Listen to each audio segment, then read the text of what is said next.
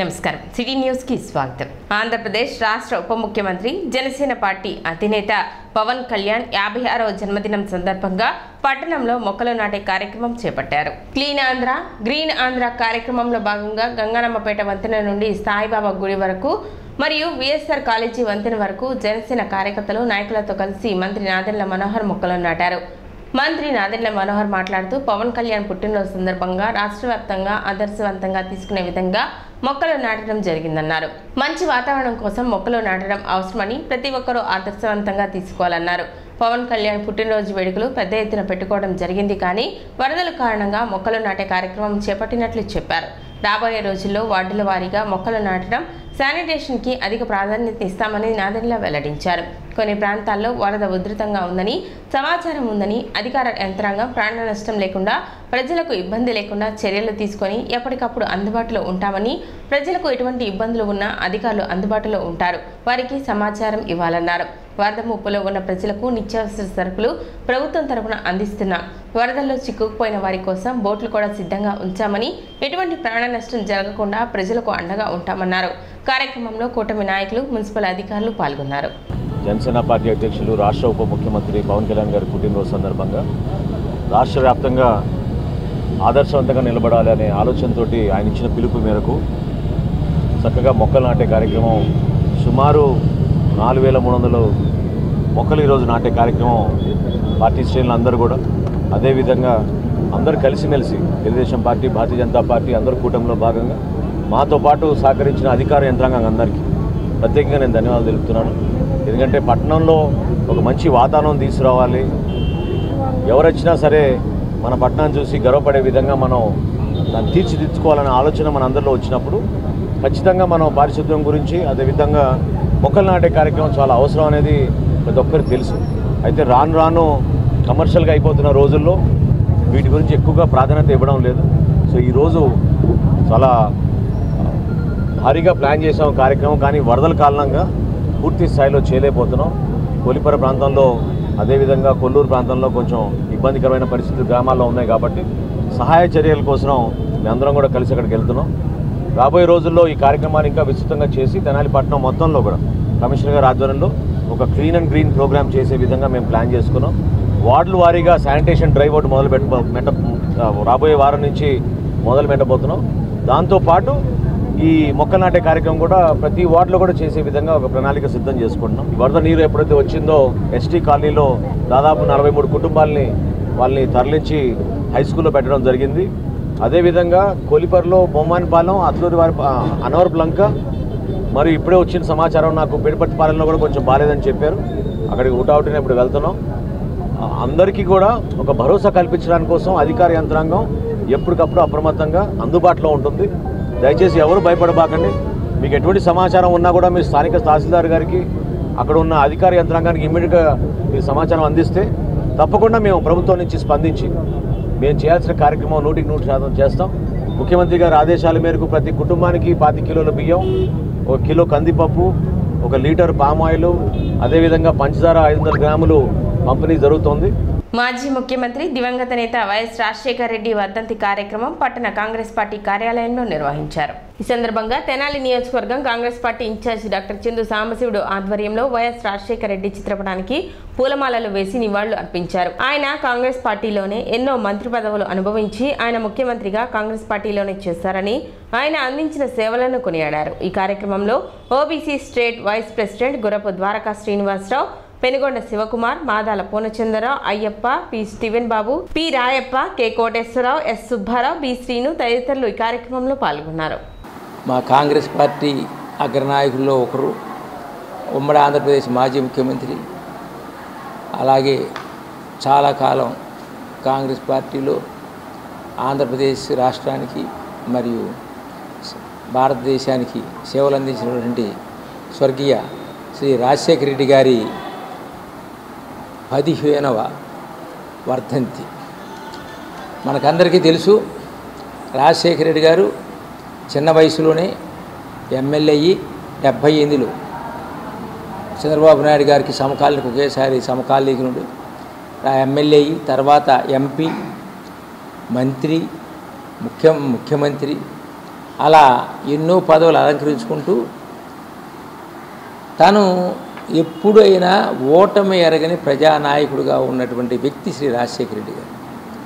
రాజశేఖర రెడ్డి గారు ముఖ్యమంత్రి అయిన తర్వాత చాలా ప్రజలకు ఉపయోగపడేటువంటి పనులు చేసింది ముఖ్యమంత్రిగా ఉన్నది 5 సంవత్సరాల 3 నెలలైనా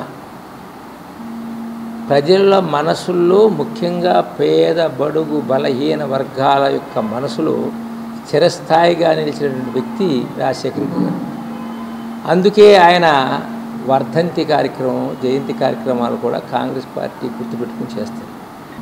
ముఖ్యంగా రాజశేఖర రెడ్డి గారి ప్రభుత్వంలో ఉన్నప్పుడు నేను కూడా జిల్లా పరిషత్ మెంబర్గా ఉండేవాడిని, డిస్ట్రిక్ట్ ప్లానింగ్ కమిటీ మెంబర్గా ఉండేవాడిని. ఆయన ఇక్కడ తెనాల్లో మా ఇంటికి కూడా వచ్చారు. ఈ ఆఫీసు కూడా ఆయన ఈ ఈ పటాలు ఆవిష్కరింపజేశారు. సుదీర్ఘకాలం రాజకీయాల్లో ఉన్న రాజశేఖర రెడ్డి గారు ప్రజల యొక్క మనసులను తెలుసుకుని ఆయన చేసిన ముఖ్యమైన పనులు కొన్ని చెబుతాం. ఇందిరమ్మ ఇల్లు ఈనాడు ఊరు చివర కాకుండా, ఈనాడు ఇచ్చినట్టు కాకుండా నేలపాడులోనో ఎక్కడైతే బురిపాడులోనో పెదరావురు కూచిపూడిలోనే ఇవ్వటం కాకుండా ఇల్లు ఏ ఊర్లో ఉండాలి ఆ ఊర్లోనే ఇందిరమ్మ ఇల్లు శాంక్షన్ చేసి సాటిస్ఫాక్టరీ అన్నమాట. అంటే ఇక ఎవరు అడిగినాడికి లేదనకుండా వాళ్ళకి గనక 72 గజాలు కనుక ఇల్లు స్థలం ఉంటే అడిగినాడికి లేదనకుండా ఈ తమ భేదాలు లేకుండా మన పార్టీయే అదిరు పార్టీ అని లేకుండా అందరికీ ఇల్లు ఇచ్చినటువంటి ఘనత ఆనాడు రాజశేఖర రెడ్డి గారు ముఖ్యమంత్రిగా ఆయనకి కాంగ్రెస్ పార్టీదని చెప్పి మనం చేస్తున్నాం. ఇక్కడ తెనాల్లో కూడా ఇక్కడ రాజీవ్ గృహకల్ప ఓపెన్ చేసింది రాజశేఖర రెడ్డి గారు. అక్కడ ఎవరైనా కాంగ్రెస్ పార్టీ ముఖ్యమంత్రి ఓపెన్ చేశాడు, ఇప్పుడున్న బయట పార్టీకి వెళ్ళిన మా ఎమ్మెల్యేలు కాదు. రెండవది పేద ప్రజలు చదువుకుంటానికి కష్టమవుతుందని చెప్పేసి ఫీజు రీఎంబర్స్మెంట్ తీసుకొచ్చినటువంటి వ్యక్తి కాంగ్రెస్ పార్టీ ప్రభుత్వంలో రాజశేఖర రెడ్డి గారి నాయకత్వం. ఎవరైతే ఇంజనీర్ అప్పుడు చిన్న ఆడికి ఏదో కొంచెం స్కాలర్షిప్లు వచ్చాయి, కానీ కంప్లీట్గా ఫీజు రీఎంబర్స్మెంట్ పెట్టి డాక్టర్లు ఇంజనీర్లు అవటానికి ఉపయోగపడిన వ్యక్తి, ముఖ్యంగా పేద బడుగు బలహీన వర్గాల నుంచి డాక్టర్లు ఇంజనీర్లు అవటానికి చేసినటువంటి వ్యక్తి పార్టీ కాంగ్రెస్ పార్టీ రాజశేఖర రెడ్డి గారు చేస్తున్నా. వైఎస్ షర్మిలారెడ్డి గారి ఆదేశాల మేరకు తెనాలి పట్టణం మారిస్పేటలో ఉన్నటువంటి కాంగ్రెస్ పార్టీ కార్యాలయంలో చందుసాంబశివుడు గారి వారి టీము మా అందరి ఆధ్వర్యంలో ఈ రోజున రాజశేఖర రెడ్డి గారి వర్ధంతి కార్యక్రమం అనేది చేయటం జరిగింది. అంతకుముందు ఇంజనీరింగ్ అవనివ్వండి, లేకపోతే ఒక డాక్టర్ అవనివ్వండి, ఏదైనా కానీ ఒక అగ్ర కులాలకు సంబంధించిన వాళ్ళే చదువుకున్న వాళ్ళు. అట్లాంటిది రాజశేఖర రెడ్డి గారు వచ్చినాక బడుగు బలహీన వర్గాలందరికీ కూడా చదువుకోవాలి, వారు కూడా మంచి ఉద్యోగాలు చేసుకోవాలని ఫీజు రియంబర్స్మెంట్ అనేది పెట్టారు. దాని ద్వారా ఎంతోమంది లబ్ధి పొందారు. మరి ముఖ్యంగా లబ్ధి పొందిన వాళ్ళలో ఎక్కువగా బీసీ, ఎస్టీ, ఎస్సీ మైనారిటీలు ఉన్నారు. ఇంకొకటి ఏంటంటే ఆరోగ్యశ్రీ. పెద్ద పెద్ద కార్పొరేషన్ హాస్పిటల్లో బాగా డబ్బున్న వాళ్ళు వైద్యం చేసుకునే స్తోమత కలిగిన వాళ్ళు ఉండేవాళ్ళు. అట్లాంటి హాస్పిటల్స్లో కూడా వైద్యం ఫ్రీగా అందించే బాధ్యత రాజశేఖర రెడ్డి గారు తీసుకొని కాంగ్రెస్ పార్టీ తరఫున రాజు ఆరోగ్యశ్రీ అని చెప్పి 108 పెట్టారు. జీతాలు పెంచమని కోరుతూ అవుట్సోర్సింగ్ టీచర్లు మంత్రి సంధ్యారాణి ముందు కన్నీటి పర్యంతం అయ్యారు. తెనాలిలో ఎస్సీ హాస్టల్ సందర్శనకు వచ్చిన మంత్రిని కలిసి వారి యొక్క సమస్యలను తెలిపారు. ఇప్పుడు వచ్చే జీతంతో కుటుంబాన్ని పోషించలేకపోతున్నామని ఆవేదన వ్యక్తం చేశారు. గతంలో చంద్రబాబు నాయుడు హయాంలో 5,000 ఉన్నప్పుడు పెంచమని, ఇప్పుడు కూడా చంద్రబాబు దృష్టికి తీసుకువెళ్తామని మంత్రి హామీ ఇచ్చారు. రాష్ట్ర వ్యాప్తంగా 1,700 మంది అవుట్సోర్సింగ్ ఉద్యోగులు ఉన్నారని, క్వాలిఫికేషన్ ఆధారంగా అవుట్సోర్సింగ్ టీచర్లకు 10,500 నుండి 18,000 వరకు జీతాలు వస్తున్నాయని, పీఆర్సీ ప్రకారం 27,000 నుండి 30,000 పెంచాలని అవుట్సోర్సింగ్ టీచర్లు విజ్ఞప్తి చేశారు.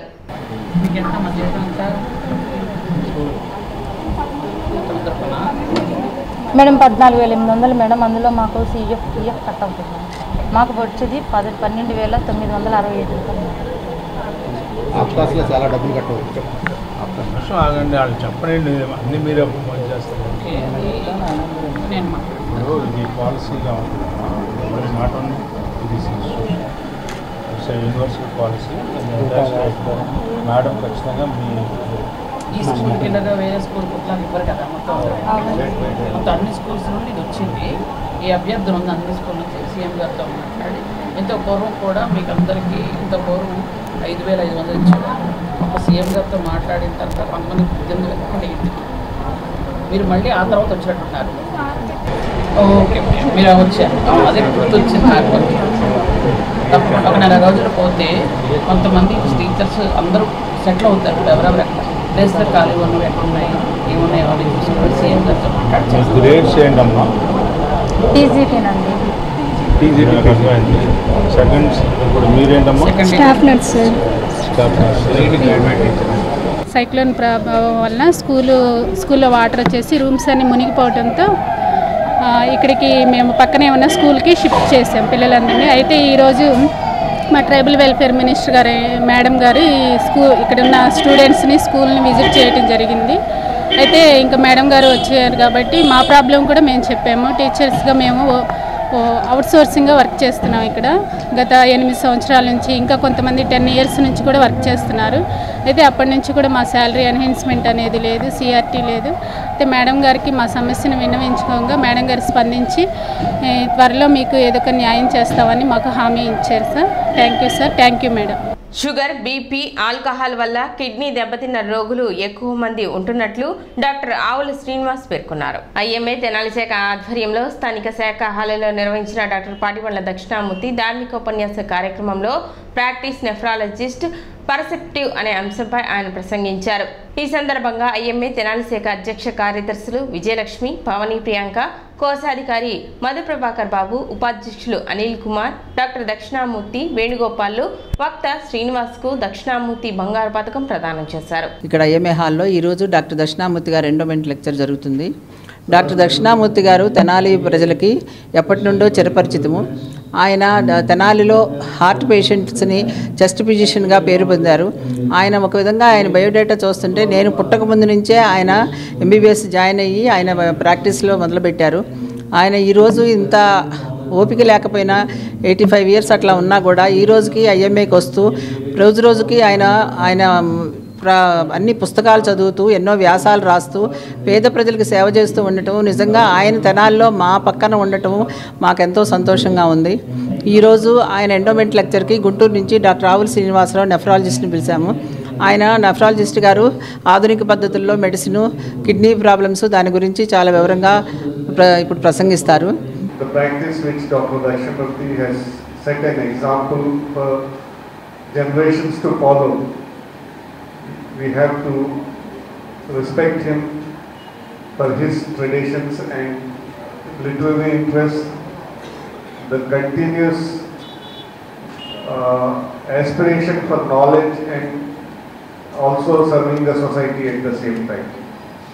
Today, on this occasion, what I thought is to share some of my own experiences in the field of nephrology, rather than something from the books or the theoretical aspects. City news ఇంతటితో సమాప్తం. నమస్కారం.